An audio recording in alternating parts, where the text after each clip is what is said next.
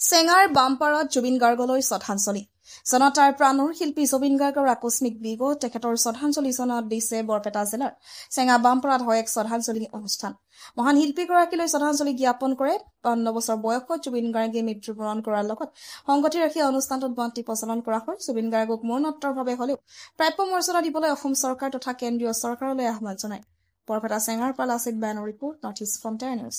জুবিন গাৰ্গ অমৰ হোক, অমৰ হোক, অমৰ হোক, জুবিন দা, জয় জুবিন দা, জয় জুবিন দা, জয় জুবিন দা, জয় হো, জয় হো, জয় হো। তুবানে আহি ইয়াৰ গুণত তুমি যে মোৰ ভুৱন নীৰৱৰে চেষ্টা তোমাৰ নমিৰমা ৰদৰে গৈ মোৰ দেহত কবি পুৱা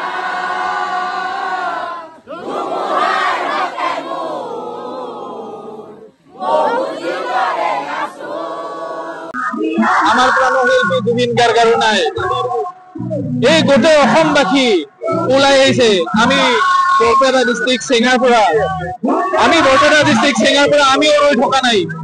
আমিও কোনোমতে হাৰ নলওঁ। আমি আমাৰ পৰা যে জুবিন দা হেৰাই গৈছে আমি মানি লব পৰা নাই। আজি বৰ দুখৰ দিন, বহুতে বৰ দুখৰ দিন।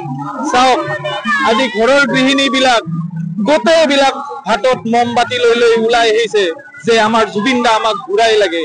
কিন্তু কি দুখৰ বিষয়, আমি জানো আৰু জুবিন দাক ঘূৰাই পাম? হে ভগৱান, আমাক যাতে জুবিন দাক আৰু পুনৰ ঘূৰাই দিয়া।